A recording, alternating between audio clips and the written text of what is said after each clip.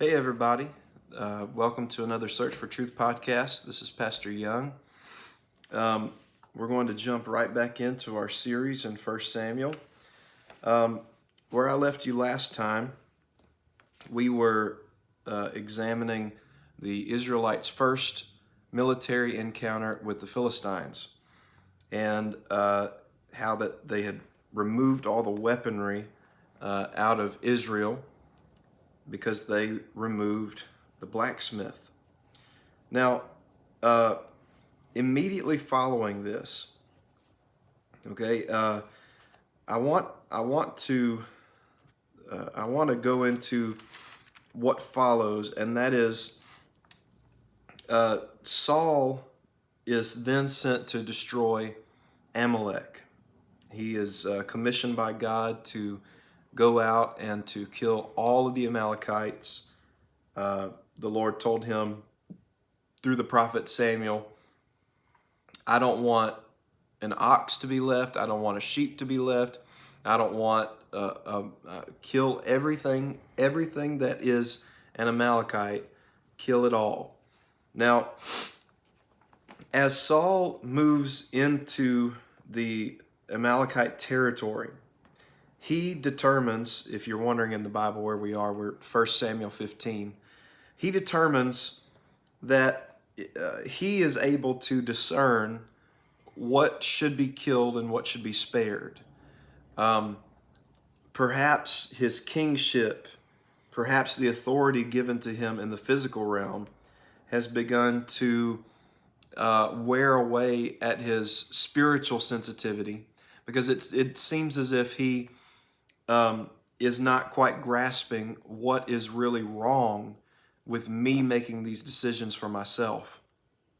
This would be, of course, symbolic of the Lord commissioning us, commanding us to rid ourselves of every sin, of every addiction, of every weight, and then we, begin to meander through all of the things that hang us up, all of the things that we have issues with, and we then decide, well, I do need to get rid of adultery, but I can keep racism. Or I definitely want to get rid of homosexuality, but I can preserve gossip. That's okay. I'm going to go ahead and I'm going to take out murder. Murder's off the table, but gluttony, we're not really gonna we're going to spare gluttony because I like to eat. You see, we charge Saul and we say, this was a terrible mistake, Saul, and it was. But what I want you to see is that sometimes we're guilty of doing the exact same thing that Saul did.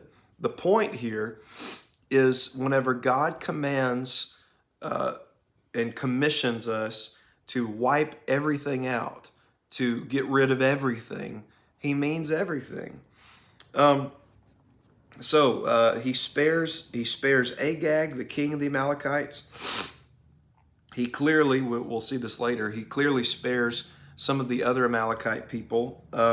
He spares the sheep. Let's go chapter 15 and verse 7. And Saul smote the Amalekites from Havilah until thou comest to Shur, that is over against Egypt. And he took Agag, the king of the Amalekites, alive, and utterly destroyed all of the people with the edge of the sword. But Saul and the people spared Agag and the best of the sheep, and of the oxen, and of the fatlings, and of the lambs, and all that was good. That it's interesting how they are calling something that the Lord called vile. They're saying, yeah, but this part of it is not so bad. They're saying this, in the midst of all of that, in the midst of God not liking the Amalekites, there is some good here. There are some places that they're not so bad. Can I just level with you for just a moment and tell you, there is not a good place in the enemy's camp. There is not a good place in Satan's territory. There's no such thing as a godly sin. There's no such thing as there's no such thing as a sin that is not so bad. The Lord does not rank sins. He does not order sins and say that this will get you sent to hell, but this right here, you can really kind of get away with it. I'd prefer it if you didn't do it, but no way, no way. Whenever the Lord gives commands, he makes them very clear. The thing that I like about the Lord saying, and I'm going to go into this a little deeper, okay? But we've looked at God commanding for the Amalekites to be exterminated, and we're like, man, these are people. These are humans. They have families. They have lives. They have dreams. They have careers. Why would God, who then also in His Word says that thou shalt not kill, how do we justify that? Whenever we've got a commandment, thou shalt not kill, and then a command that says go and kill, right? That pops up everywhere. There's that conversation. I've had that conversation 100 times. Now, what you need to understand whenever you start considering that is that the Lord sees the end from the beginning, okay?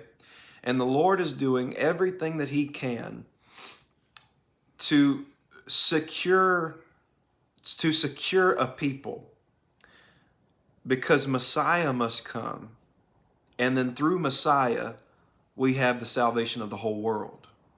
You see? So the Lord is going to do whatever He needs to do in order to preserve the righteous seed, right? All the way back in Genesis chapter 3, the Lord gave Eve a promise. In the midst of their judgment, He said, Eve, He says, you're going to suffer in childbearing.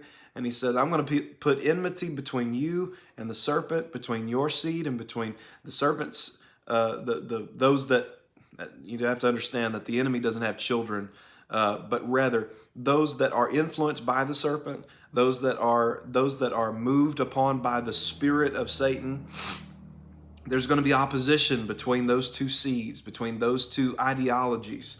And and the Lord made a promise. He said, but your seed, Eve, is going to crush the head of the seed of the serpent, meaning, like I said, those that are influenced by Satan and by his agenda.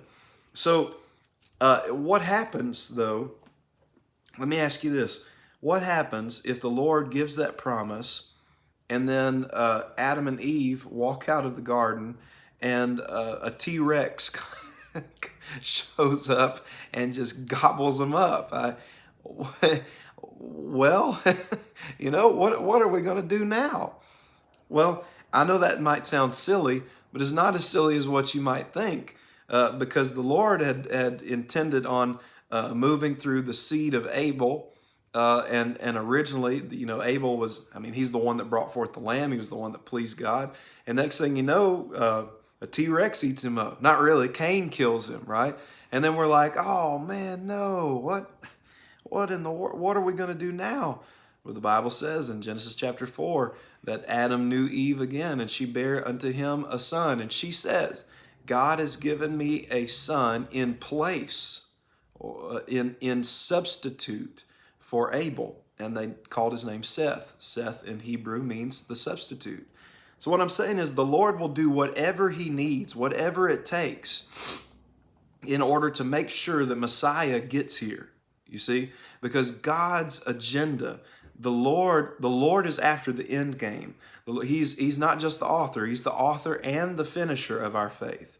I'm reminded of, I read an article one time about the way that directors work in Hollywood. And no, I don't model any of my spiritual ideology from Hollywood. You better believe it.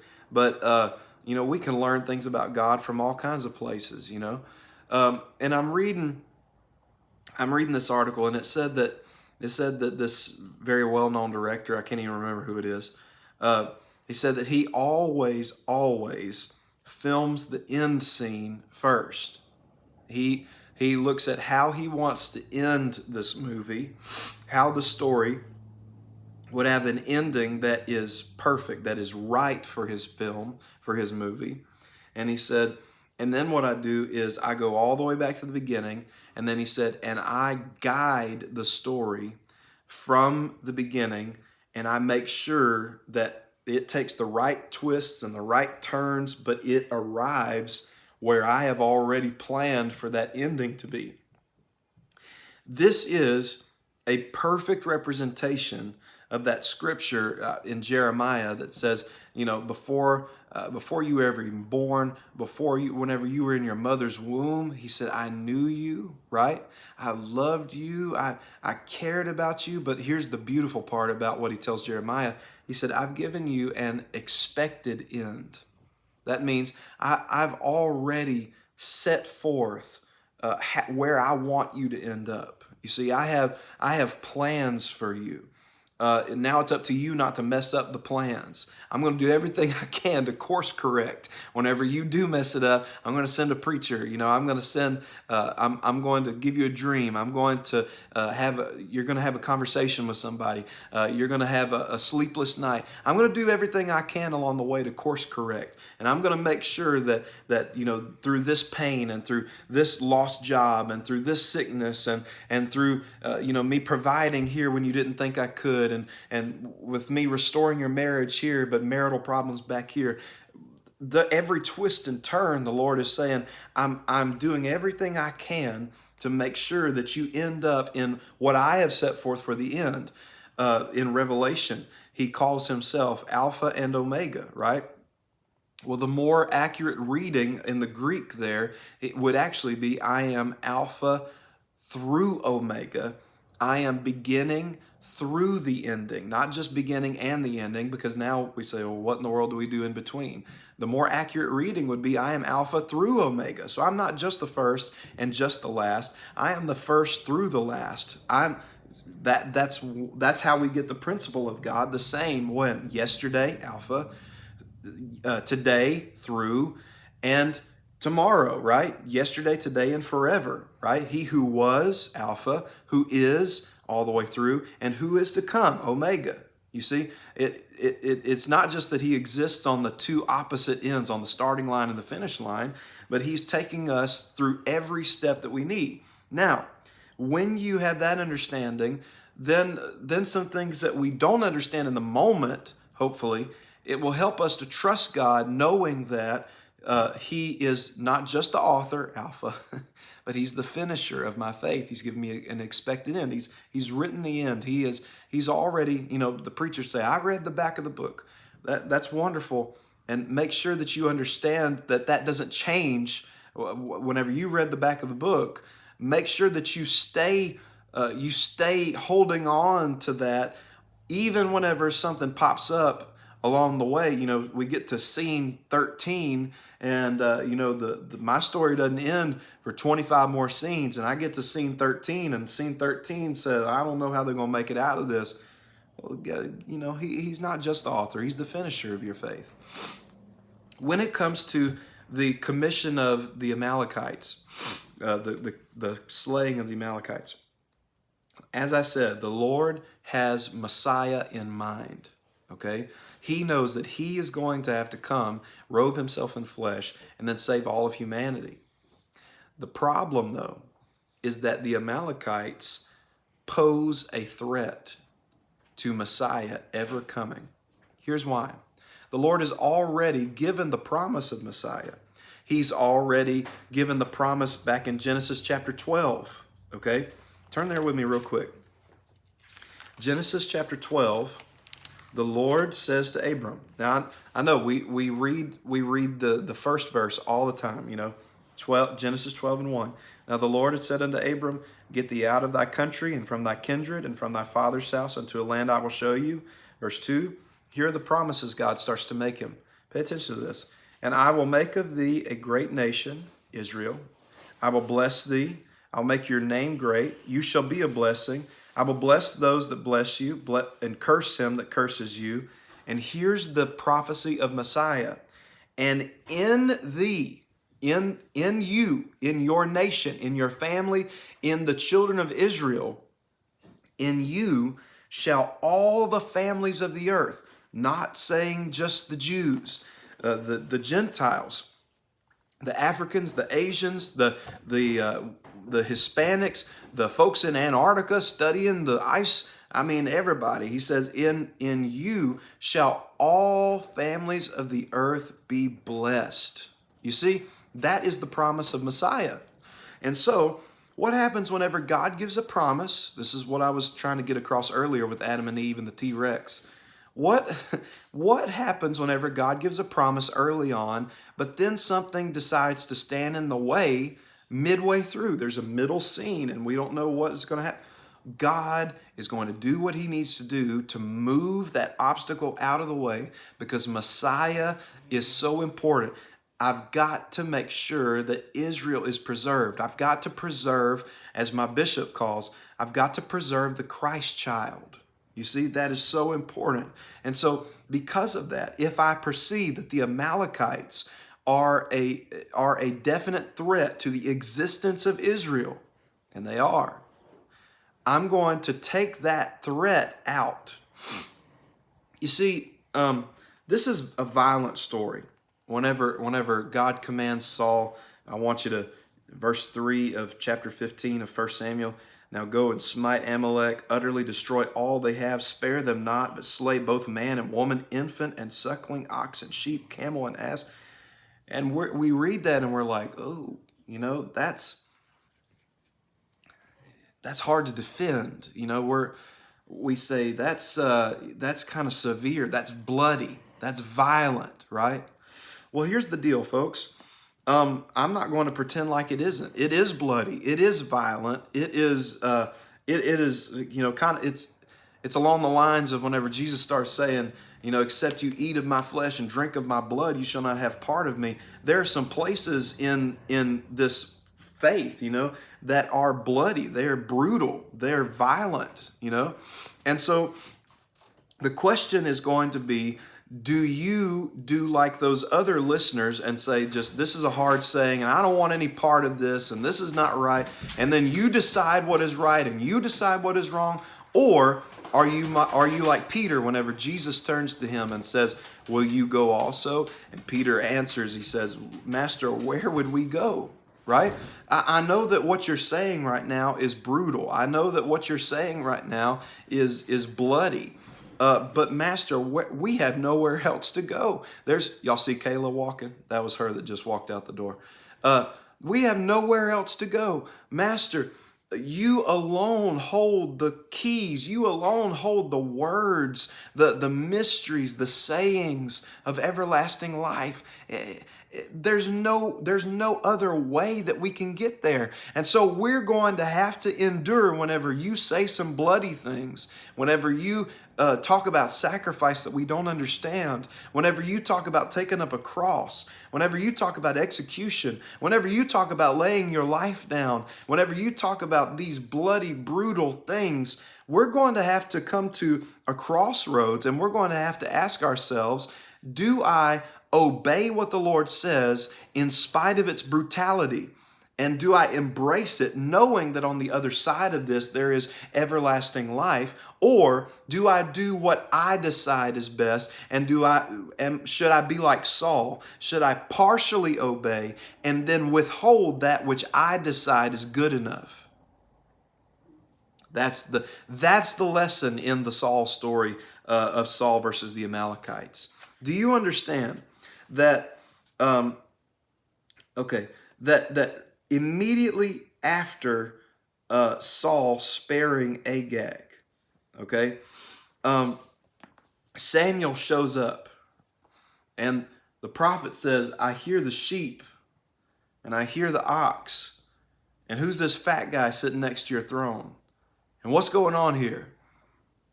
He says to Saul, you didn't obey the way that God told you to. You did the way that you thought was best.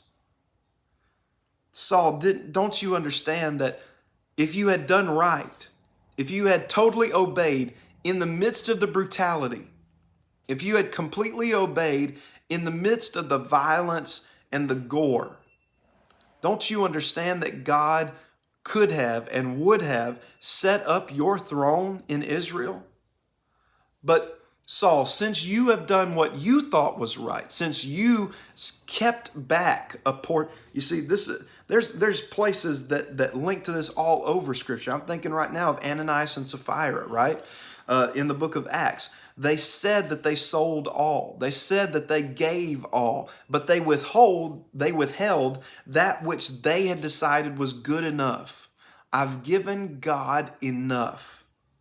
That is the spirit within Saul when he confronts the Amalekites. I've given God enough. Now, let's look at why in the world this even matters. Okay, let's look at why this matters. Let's see. Oh boy.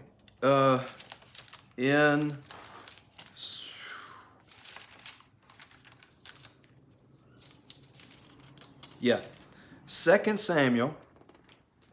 In 2 Samuel chapter 1. Go with me very quickly. 2 Samuel chapter 1. And we'll start with verse 1. Wait, is that right? Yeah, okay. Saul dies in battle right at the end of 1 Samuel chapter 31. Okay? Actually, let's start there. Turn your Bibles back 2 pages, okay? And I know the folks that are out there laughing right now, because I always do this in Bible study. I always tell you to turn one place, and then I say, you know what, let's back up a little bit more. So let's do that.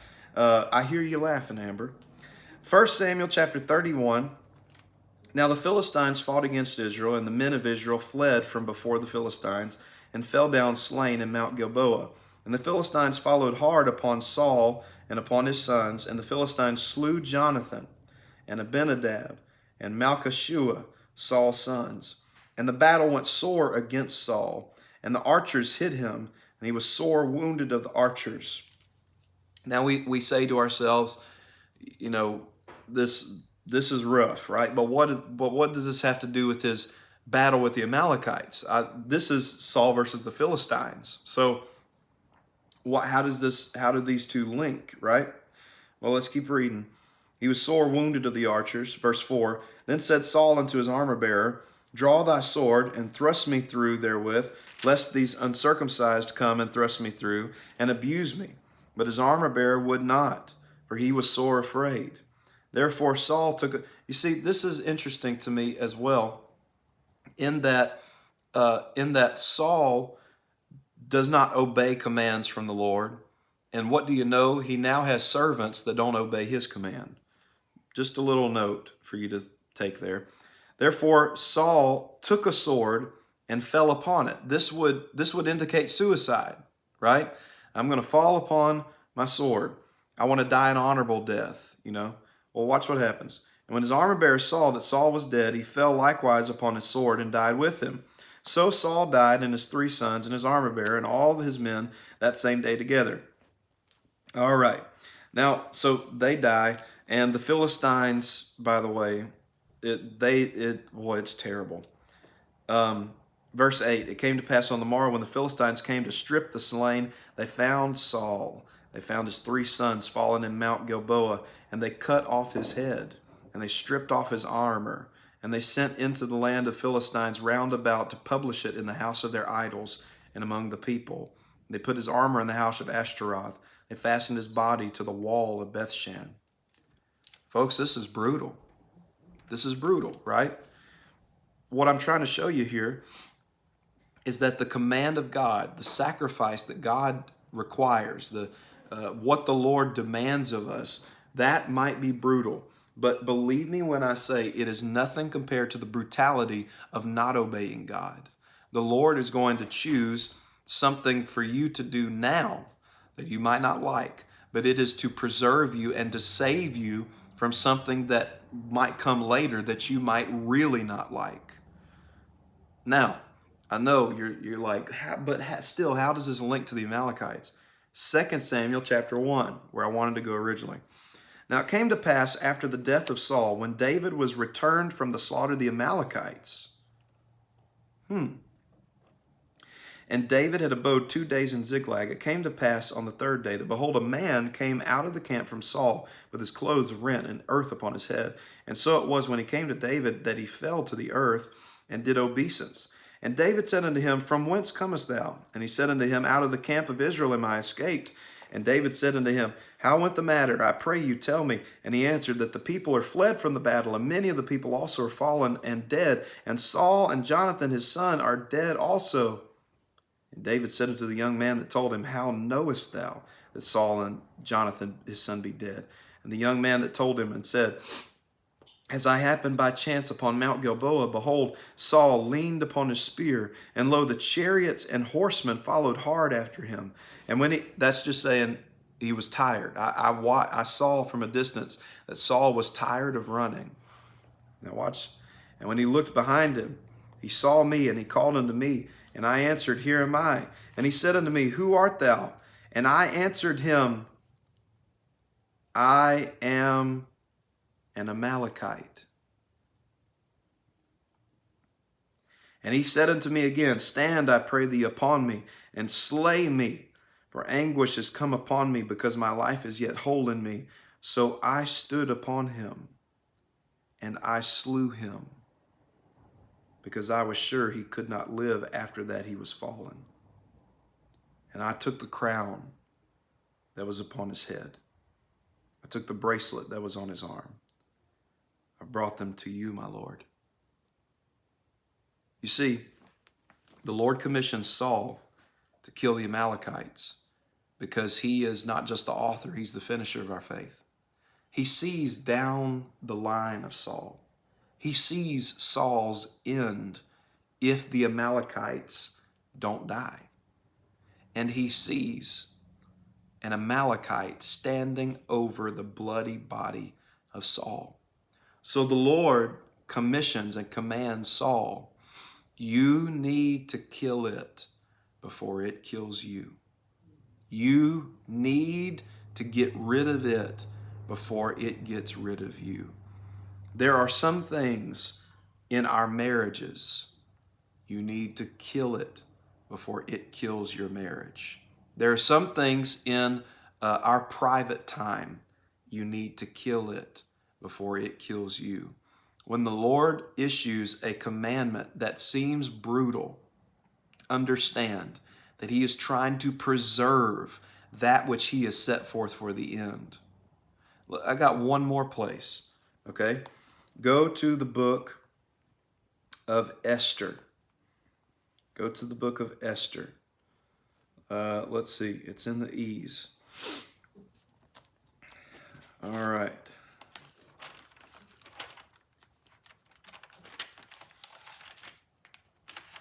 Esther. And let's see, this will be towards the beginning, fairly towards the beginning. Let's see. Okay. Esther chapter 3. Esther chapter 3. Now we know the story of Esther, right? I don't have to retell the entire story of Esther, but just remember that this is another time, another place where the Jews are threatened with certain doom. This is another time when an enemy presents himself. This is another Holocaust for the Jews. This is another time where if God doesn't step in, and if God doesn't anoint someone, if God doesn't call someone to the kingdom for such a time as this, then we don't know what's going to happen, right? The Jews are going to be totally wiped out. All through the plans of one man whose name is Haman. Now, what in the world does Haman, have you ever wondered, what does Haman have against the Jews? Why does he ever even care? Why? I mean, what beef does Haman have with the people of God? Well, watch this. Chapter 3. I want you to pay attention to this. Verse 1.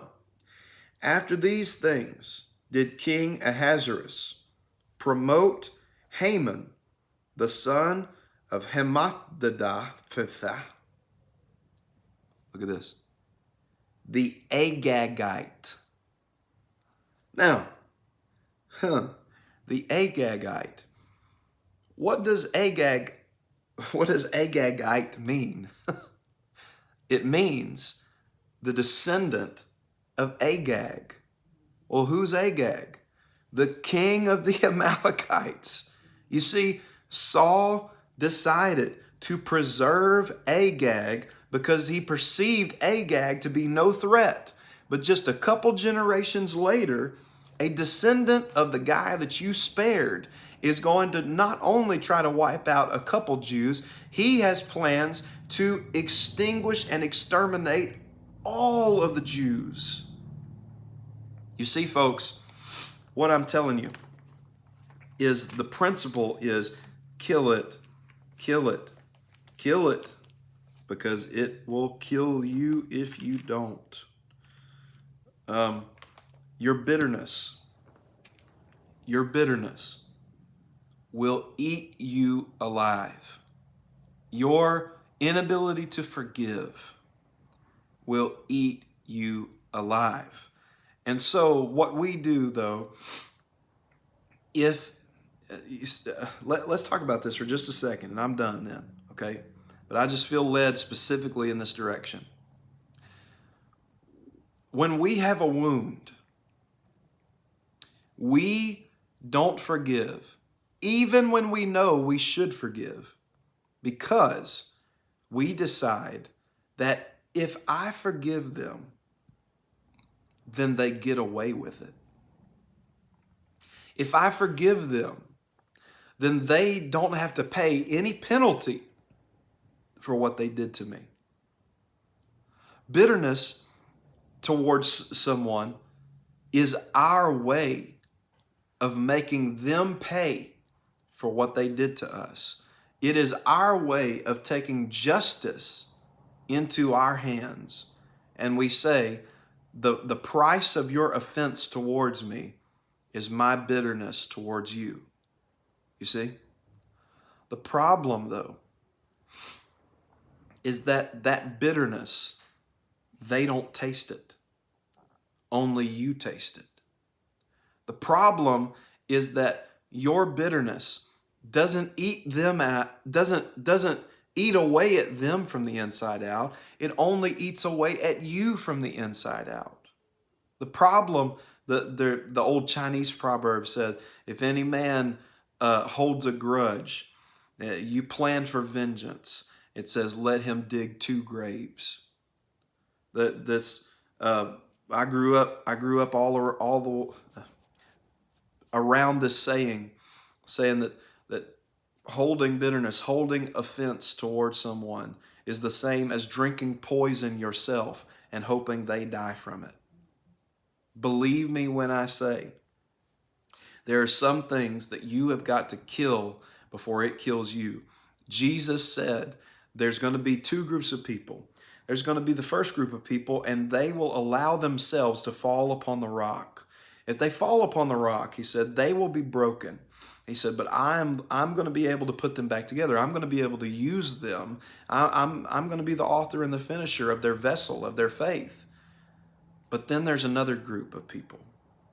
And he says the other group of people, they're not willing to fall upon the rock and be broken. He said, and so because of that, the rock will fall upon them and they will be crushed. Nobody will be, is his name Humpty Dumpty? Sat on the wall. All the king's horses and all the king's men, they can't put him back together again, right? This is the story of Saul, folks. Saul could have handled it early. He could have obeyed early. He could have went ahead and killed the Amalekites as God commanded, in spite of the commandment's brutality, in spite of the bloodiness of the cross, in spite of the bloodiness of the job and the commission. In spite of it all, Saul could have obeyed then. He could have laid his will down, fallen upon the rock. He would have been broken. It would have been difficult, but the Lord would have been able to use him. But because he was not able to fulfill that, because he was not able to obey in that moment, later on in his life, the Amalekites, the rock, fell upon him. Now,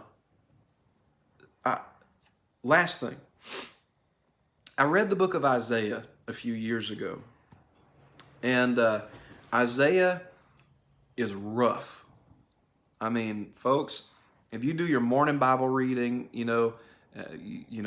you're like me, you get your coffee, and you get your handy dandy highlighter, and you spend time with the Lord and you read. And if you're like that, okay, don't read the book of Isaiah if you want to walk out of the house whistling with a good outlook on the day, and Lord knows, don't flip to a